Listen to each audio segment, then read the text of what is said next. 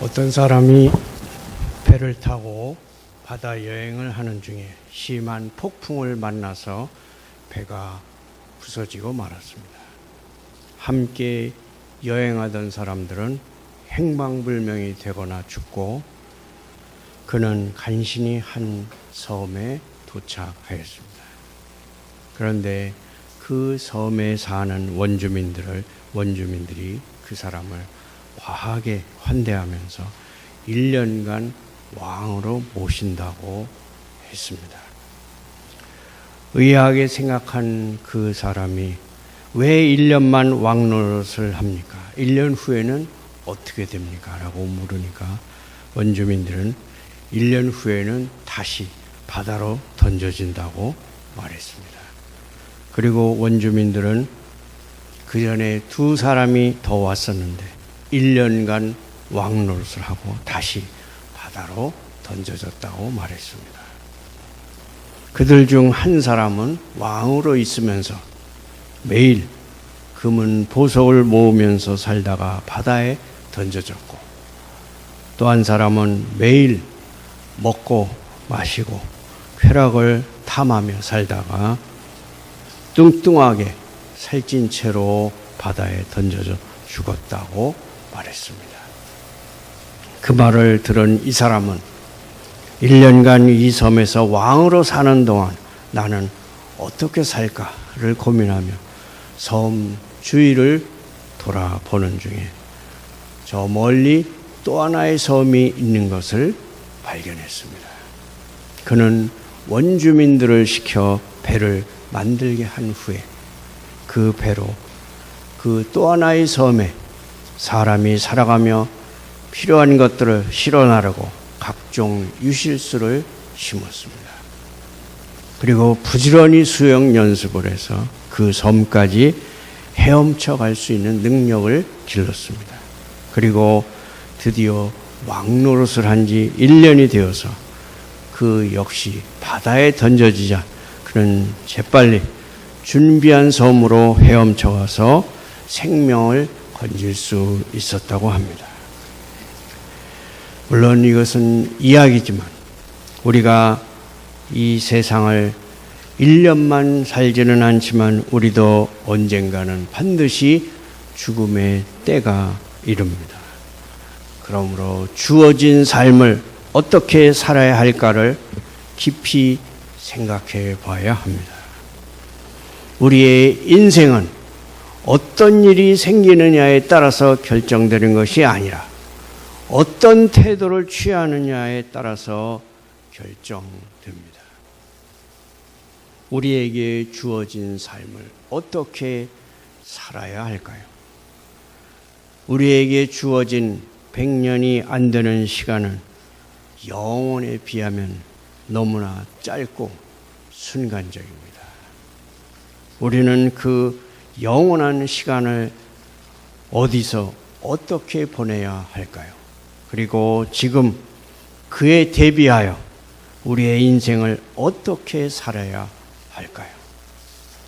여기 성경 본문은 만물의 마지막이 가까운 지금 우리가 어떻게 살아야 할지를 말하고 있습니다. 첫째로 정신을 차리고 경계하라는 것입니다. 그러므로 너희는 정신을 차리고 근신하여 기도하라. 마지막이 가까웠으니 너희 마음의 기분과 기질을 진중하고 변함없고 그리고 견고하게 가지도록 하라.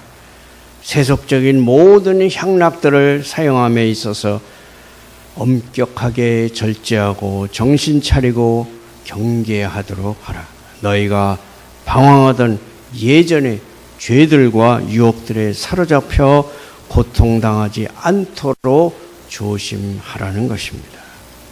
3절에 보면 너희가 음란과 정욕과 술취함과 방탕과 향락과 무법함 우상 숭배를 하여 이방인의 뜻을 따라 행한 것은 지나간 때로 족하다고 말했습니다. 시험에 빠지지 않기 위하여 근신하여 기도하십시오. 기도하기에 알맞은 평온하고 맑은 정신과 마음을 계속 유지하기 위하여 조심하도록 하십시오. 그 마지막 날이 너희에게 부지중에 올지 모르니 깨어 자주 기도하라는 것입니다. 여기서 다음의 사실을 가르치고 있습니다. 우리에게 임박한 종말을 생각하면 모든 세속적인 일에 정신을 번쩍 차리게 해주고 우리 신앙생활에 관계된 일에 진지해지고 힘을 내게 만들어 줄 것입니다. 목적을 이루기 위하여 기도하는 사람들은 근신하여 기도해야 합니다. 기도하는 사람들은 그들 자신의 정신을 살펴야 하고 모든 적절한 기회들을 살펴야 하고 그리고 그들이 할 수 있는 최선의 태도로 의무를 다해야 합니다. 그리고 몸의 올바른 조절과 균형은 영혼의 유익을 증진시키는 데 굉장히 유용합니다. 몸의 욕구와 성향들은 하나님의 말씀과 진실한 이성에 의해 지배를 받아야 합니다. 그리고 몸의 관심들은 영혼의 관심들과 필요성에 순응해야 합니다. 그렇게 할 때 몸은 영혼의 적이 아니라 영혼의 친구와 조력자가 될 것입니다. 두 번째로 8절에 보면 무엇보다도 뜨겁게 서로 사랑할지니 사랑은 허다한 죄를 덮느니라. 사랑하라는 것입니다. 이 말씀에는 그리스도교의 고상한 규칙이 담겨 있습니다. 그리스도인들은 서로 사랑해야 합니다. 이 사랑은 서로의 인격에 대한 애정, 서로의 행복을 위한 갈망, 그리고 이 행복을 증진시키려는 마음에서 우러나온 노력 등을 포함합니다. 이 상호적인 애정은 차가워서는 안 되고 뜨거워야 합니다. 그리스도인들이 서로 사랑하는 것은 진지하고 강하고 변함이 없어야 합니다. 이런 종류의 진지한 사랑이 무엇보다 중요하다고 권장하고 있는 것은 그것의 중요성을 나타내 줍니다. 골로새서 3장 14절은 말씀합니다. 이 모든 것 위에 사랑을 더하라. 이는 온전하게 매는 띠니라. 모든 것 위에 사랑을 더하라. 이는 온전하게 매는 띠니라. 모든 그리스도인은 다른 사람들보다 그리스도인 서로에 대해 더 뜨겁게 사랑하라는 하나님의 말씀입니다. 베드로 사도는 이방인들이나 우상 숭배자들이나 배교자들에게 말하는 것이 아니라 그리스도인들에게 말하고 있습니다. 히브리서 13장 1절은 형제 사랑하기를 계속하라고 또한 말씀합니다. 모든 진실한 그리스도인들 사이에는 특별한 관계가 있습니다. 그리스도인들은 악의를 견디거나 서로 일반적인 존경을 하는 것만으로는 충분하지가 않습니다. 그리스도인들은 서로 강하고 뜨겁게 사랑해야만 합니다. 참된 사랑의 특성은 허다한 죄를 덮어주는 것입니다. 사랑은 다른 사람들의 죄를 더 나쁘게 하고 퍼뜨리기보다는 자신들에게 끼친 다른 사람의 죄들을 용서하고 잊어버리고 덮어주고 감춰주는 성향을 가지고 있습니다.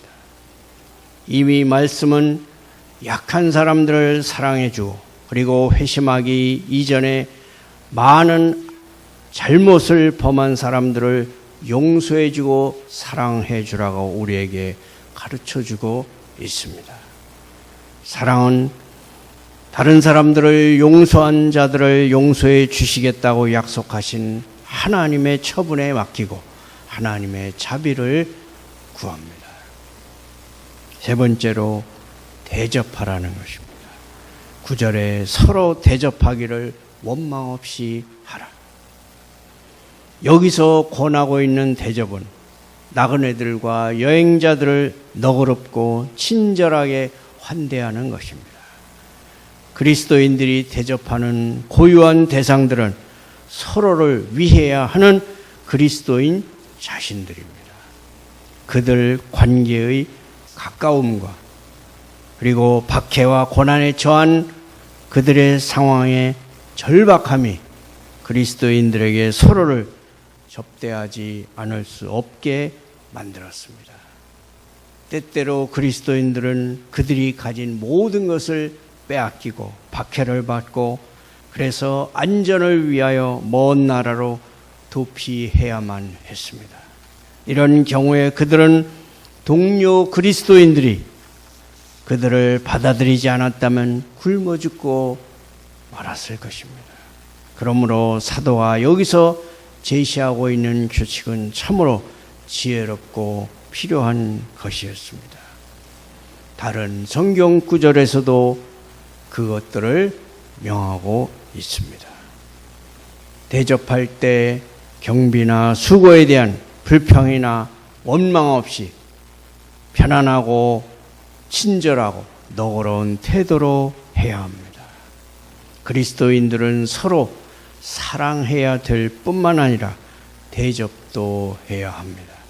그리스도인들이 사랑의 방법을 통해서나 대접의 방법을 통해서 무엇을 하든 간에 그것을 즐겁고 원망 없이 해야 할 것입니다.